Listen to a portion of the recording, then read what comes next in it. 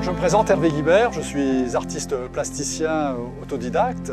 J'ai la chance de pouvoir profiter de ce site merveilleux qui est le Fort d'Elgrès pour exposer mes œuvres qui sont réalisées en fer à béton et en soudure à l'arc. Donc j'ai une formation, je suis chirurgien dentiste à la base, donc j'ai une formation, on peut dire manuelle quand même, qui m'a bien servi pour la suite.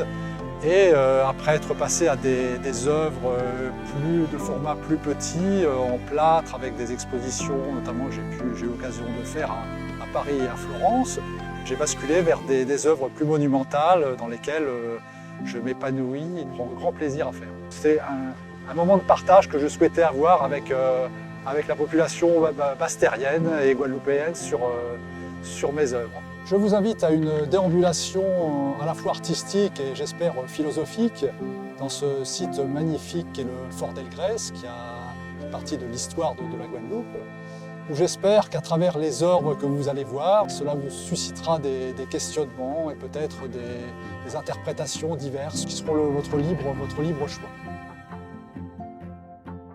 Bon, nous sommes au Fort d'Elgrès, un lieu emblématique de la résistance guadeloupéenne, et qui a donné en fait le thème de cette exposition qui s'appelle Résistance, Résistance avec un Z en créole. Pourquoi Résistance? Parce que le peuple guadeloupéen a quand même traversé des phases de résistance importantes et nous sommes ici à proximité de la tombe de Richepense et sur ce fort Louis d'Elgrès qui en 1802 a permis de traverser un moment historique important qui a été en fait la résistance de Louis d'Elgrès et d'Ignace face au rétablissement de l'esclavage qui était porté par Napoléon et par son représentant qui était Richepense. En 1802, nouvel épisode, à ce moment-là, Napoléon Bonaparte veut rétablir l'esclavage. Enfin, en réalité, il envoie une troupe pour maintenir l'ordre. Donc, Napoléon Bonaparte, croyant que l'île était en pleine révolution, envoie des troupes dirigées par le général Richepense. Quelques officiers dirigés par Ignace, Palerme, etc. s'enfuient, reviennent à Basse-Terre, où Delgrès était le commandant en chef de la place, et persuadent Delgrès que les troupes sont revenues pour rétablir l'esclavage. Et à ce moment-là, Delgrès décide de ne pas obéir à Richepense.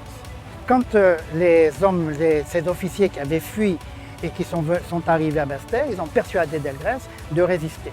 Donc quand les troupes de Richepense sont arrivées, ils se sont organisés pour résister. Ils ont combattu, essayé d'empêcher le débarquement à la rivière du Plessis. Les combats ont eu lieu du 10 mai au 22 mai. La résistance aussi, c'est un thème qui m'est cher parce que c'est la résistance que je souhaite voir au niveau des préjugés. Et les préjugés, on en subit tous et on en a tous des préjugés. Résistance face aux préjugés, résistance face aux discriminations et pour un mieux vivre ensemble et un peu donner un sens humaniste un peu à notre passage ici. Le sabre, c'est le sabre à canne, c'est le coup de coupe, c'est le sabre d'abatis, c'est le sabre SAB qui est un outil, à la fois un outil agricole qui est quand même, que l'on retrouve dans toutes les Antilles françaises et au-delà dans toutes les îles qui ont profité de la canne à sucre. Cet endroit est vraiment emblématique de la résistance guadeloupéenne et un endroit magnifique où on peut admirer à la fois la soufrière, la mer et la ville de Basse-Terre dans sa globalité. Voilà, donc c'est vraiment un endroit assez magique. Surtout par ce beau temps, mais vraiment, c'est un bel endroit. Alors, ce qui est extraordinaire à Basse-Terre, puisque depuis que je suis maire, je me suis encore plus intéressé à la ville, à l'histoire de la ville, on découvre que c'est une ville qui a été habitée parmi les premières villes de la Caraïbe. C'est Basse-Terre qui a été habitée à cause du fait qu'on a beaucoup d'eau. Il y a 3 rivières, il y a la rivière du Galion, il y a la rivière aux Herbes et il y a la rivière des Pères. Et donc, bien sûr, les Amérindiens, les tout premiers, ont habité Basse-Terre à cause du fait qu'il y a de l'eau. Et l'eau, c'est la vie, comme on dit. Et puis, Basse-Terre, c'est 5 km². Mais ce qui est extraordinaire aussi, c'est que nous avons 18 monuments historiques sur 5 km². Nous avons un village, nous avons un jardin remarquable, nous avons une maison des illustres et une église qui vient d'être classée comme un monument contemporain remarquable. Donc à la fois les églises et puis il y a surtout, après le cyclone de 1929, Basse-Terre a été détruite. Et Alitur a fait un travail extraordinaire avec un style moderne, le béton qui a été réintroduit. On a beaucoup de monuments et de bâtiments publics qui sont l'œuvre de Alitur et certains font partie de ces fameux 18 monuments historiques de la Basse-Terre. Et ici, le Fort d'Elgrès est un des 18 monuments historiques gérés par le conseil départemental. Et ton exposition est extraordinaire puisque voilà, c'est pas ton métier, tu es avant tout un chirurgien dentiste. Et quand on voit ce que tu fais, on voit qu'il y a de la passion derrière. Et c'est vrai que quand on est passionné, voilà, le résultat il est là. Et on est surtout content que tu nous offres une de tes œuvres qu'on mettra sur un rond-point bien visible à Basse-Terre et ça sera tout bénef pour Basse-Terre.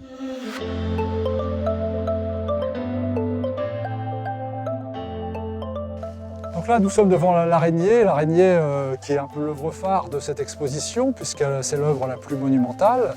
Elle fait quand même 7 mètres de diamètre, 2,50 m de haut, donc c'est quand même une belle bête. Alors, elle est d'autant plus importante que c'est un symbole amérindien très fort, puisque l'araignée symbolise la tisserande des rêves de l'humanité, donc dans la cosmogonie amérindienne. Et je pense que c'est important de le souligner, de voir notre filiation par rapport à cette culture amérindienne. Cette araignée aussi est importante parce qu'elle s'inscrit aussi dans la démarche du thème de cette exposition sur les discriminations, puisque à peu près une personne sur 2 est phobique de l'araignée. Donc on voit l'araignée comme une vilaine bête qu'il faut écraser, qu'il faut tuer, alors qu'elle est très utile, elle se nourrit d'insectes qui, eux, transmettent des maladies, donc elle nous rend beaucoup de services et malgré tout, elle subit nos préjugés, nos discriminations. Donc c'est vraiment dans la droite ligne de cette exposition où il faut lutter contre toutes les discriminations et les préjugés qui viennent un peu pourrir notre vie et nous empêcher un petit peu d'avancer. Alors plusieurs objectifs pédagogiques. Déjà le fait que cette araignée, à terme, elle va se retrouver au rond-point Caraïbes des Amérindiens, voilà, sur Basse-Terre, donc avec les œufs que les enfants auront décorés, sur lesquels ils seront intervenus. Je ne dis pas seulement décorés, mais ils seront intervenus de manière plastique. Donc ils vont s'approprier l'œuvre en passant assez régulièrement devant, en disant voilà, mon œuf il est là, même s'il n'est pas forcément visible, mais voilà, ils vont s'approprier cette œuvre et avoir peut-être un respect et un regard différent sur les œuvres d'une manière générale et sur ce qui appartient au patrimoine, on va dire. Voilà, une. 2, le fait d'intervenir sur les noix de coco avec des matériaux différents, et voilà, il va falloir s'adapter aussi aux exigences de cette matière. Donc on va voir ce que ça va donner. Peut-être qu'il y aura des échecs, on va recommencer, réévaluer, tout ça. Donc ça, c'est vraiment dans la pensée plastique et de l'organisation on va dire, mentale aussi de ce qui se passe en art plastique. Ça, c'est très important aussi pour les enfants. Et puis, c'est une œuvre commune qui va devenir une œuvre commune, même si un œuf va être l'œuvre de chacun, on va arriver à une œuvre qui sera commune. Donc ça, c'est extrêmement important aussi pour la communauté d'une manière générale. Donc elle est faite en fer à béton, en treillis soudé, et il y a tout un système électrique que j'ai pu faire grâce aussi à un ami électricien qui permettra sur le rond-point d'éclairer avec ses petites LED les yeux.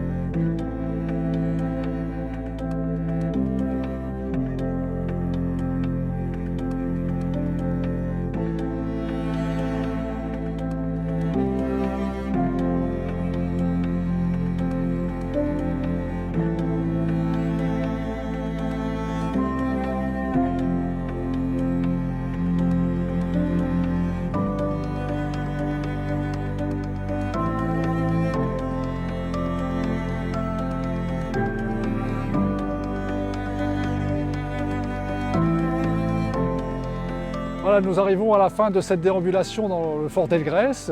En plus, avec l'arrivée d'un bateau de la route du Rhum, ce qui est un endroit quand même assez magique pour un moment exceptionnel. J'espère que cela vous aura plu, que cela aura suscité des questionnements un peu philosophiques sur notre vie, sur notre identité. Et le message que je voudrais délivrer, ça serait surtout vivons dans un monde de paix et de fraternité, sans préjugés, sans discrimination, pour que le vivre ensemble soit de plus en plus fort. Vous pouvez voir cette exposition jusqu'au mi-avril au Fort d'Elgrès et j'espère que nous aurons l'occasion de nous y croiser. Voilà, je vous remercie, à bientôt.